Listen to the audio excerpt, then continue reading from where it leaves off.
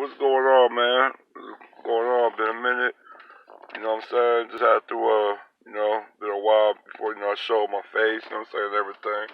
Um, I've been, like I said, mad grinding. I was really wolfed out, so got how to get a cut, you know what I'm saying? So just got a cut and everything looked nice. Let's really get back. Let's really jump into it. I've been actually, man, I was in some shit. I was in, there was a standoff on I-10, in Mississippi. I was actually there. I was actually in the standoff. Now, it wasn't me, 'cause I'm still walking free, but, I was like one of the first vehicles to actually get stopped and actually saw the standoff. So I had to sit there for some hours, man. I sat there for like damn near 10 to 15 hours.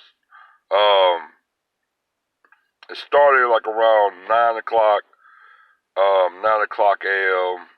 on, I think, because I was on my way to Montgomery at the time, so it was, it was like, it was like, Tuesday. Yeah, it was Tuesday. And, it was about almost like a 10-hour standoff. This, now the guy was, the chase actually, I think, started in Florida. They shot out his tires, and chased ended like somewhere near Gulfport. It was like between Biloxi and Petaluma, Mississippi. And now, I was surprised because when the drivers came out, a driver came out with a machete, tried to go after the police. Then he ran back in his truck, because he got killed, shot right there. But they let him, go back to his truck. I thought it was a white guy. Um, till, um, I couldn't really see the driver, so I had to like radio in the CB, and that's when they told me, "Oh, nah, man, the dude was black." You know what I'm saying? So you could tell there was a lot of white supremacist truckers and stuff at the time. They was like, "Man, they should have shot that nigga." Da da da da da. They fucking up my time. I mean, they fucked up a lot of people's time. Um, they had traffic backed up to Pensacola, Florida, all the way to New Orleans. So it was. I mean, traffic was really fucked up. Unless you can find a alternate way. A lot of people did. They had to go. Some people had to go up to 20 to ride on. So that was fucked up sometime. But but yeah, man, the driver was black, man, and they didn't kill him. And being in Mississippi and how the racial past and the relations and the race relation in Mississippi, you thinking it would have been the other way around, but they actually let him live. They took him in alive. So that's a plus for me. You know what I'm saying? A plus for any black person. You know what I'm saying?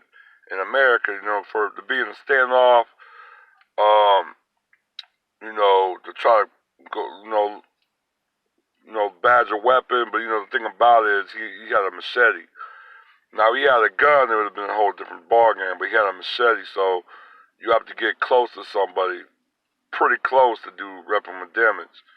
And they were in a very far distance, so they couldn't just shoot him, because he was still not really a threat. It was still almost 100 meters, 100 yards away from everybody, so it was, they had him pretty much surrounded, so he couldn't really go nowhere, he was pretty much contained.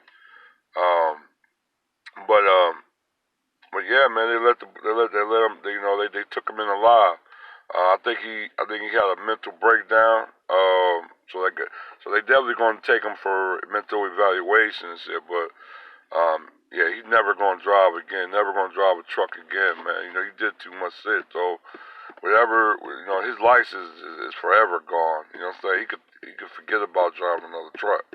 Um, Now in Houston, there was there was a prepared drug raid, with 5 cops shot and a couple dead.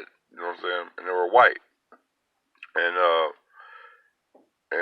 it was pretty much in like a Spanish area, like a Spanish neighborhood, basically. So but the two couples were like, I think they were dealing some they said heroin, a little bit of heroin, a little bit of meth, shit like that.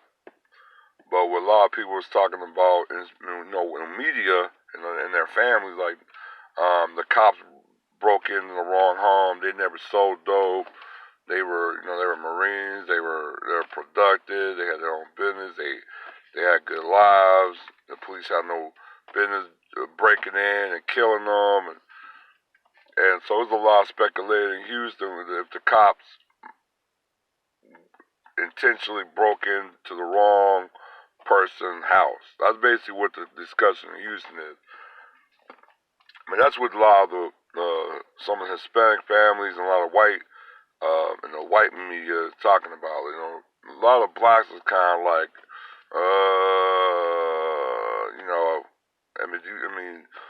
I know drugs are out in the area. Drugs in Houston is very fluid right now. So I mean, that's a 50-50 right there. I'm not gonna go totally in and say those like white couple was innocent. They probably selling mad dope out that house. You know what I'm saying, to live a good lifestyle. So it is what it is. But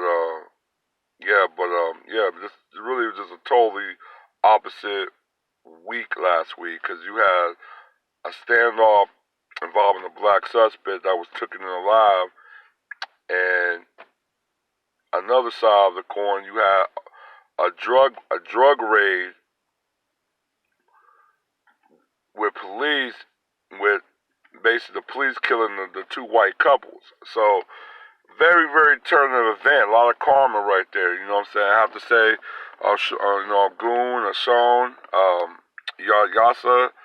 A lot of spirits, man. A lot of spirits, man, came through that week. You know what I'm saying? But yeah, that was the basis of the turn of events that happened last week.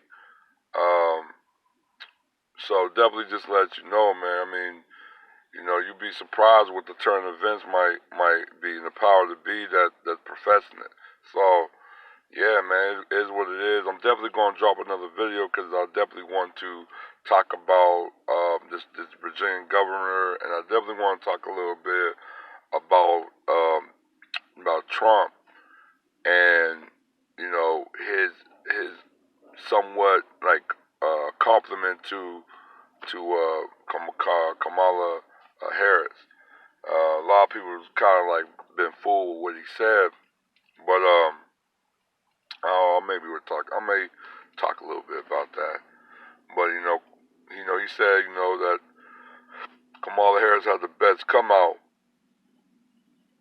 and she might be a potential front runner. She might even win the nomination. I think a lot of people's media is thinking that he actually loved Kamala Harris. No, he loved her. He loved to run against her. She's toxic.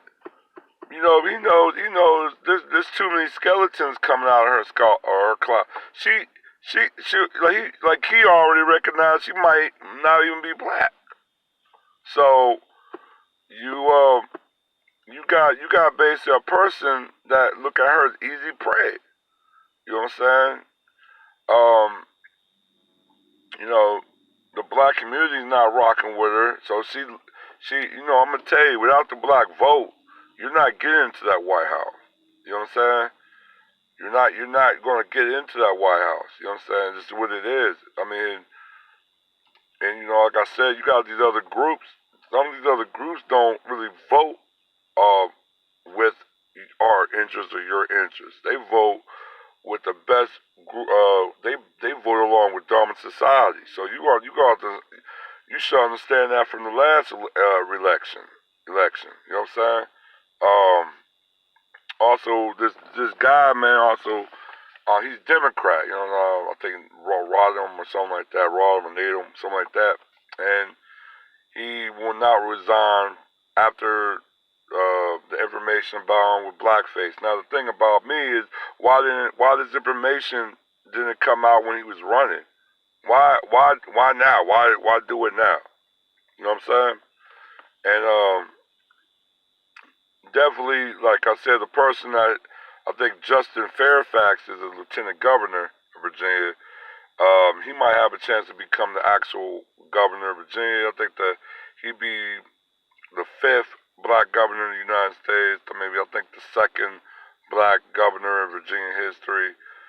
Um, but the thing I think giving me a little bit of high hope for the brother is he's actually claiming the DOS identity. He's actually embracing that DOS identity because you have a lot of blacks that's not really embraced that black DOS movement, especially the politicians or the old guards of political and old guards of somewhat black media. So to um, to basically see a brother like that, young brother man, and come up when he swear it in to bring his document of him being a proud descendant of slaves, that lets you know the movement is really taking hold. Um, this movement is grassroots. This black movement is not going to stop. Our political conscience is not going to stop. And we already seeing we're going to have obstacles. Our adversaries is already showing their card. So definitely want to peep game in that. Um, this is what it is going to be an interesting election, man. What can I say?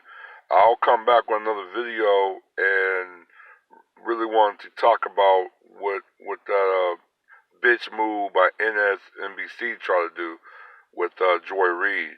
Um, yeah, 'cause she really got me hot. You know what I'm saying? So I'm gonna definitely come back with another video to discuss perfectly that.